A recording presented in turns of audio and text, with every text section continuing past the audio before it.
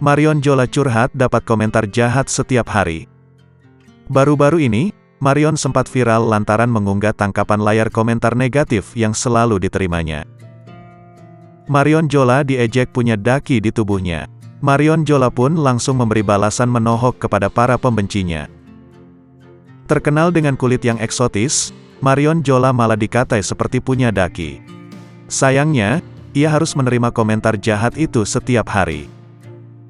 Kalau kamu bertanya kenapa ada tulisan yang aku sematkan di foto-foto ini, jawabannya aku cuma mau share sebagian dari komentar jahat yang aku dapatkan setiap hari, ujar Marion Jola dikutip pada Minggu, tanggal 28 Mei tahun 2023. Mantan Julian Jacob ini menegaskan bahwa komentar orang lain tak bisa mengontrol dirinya.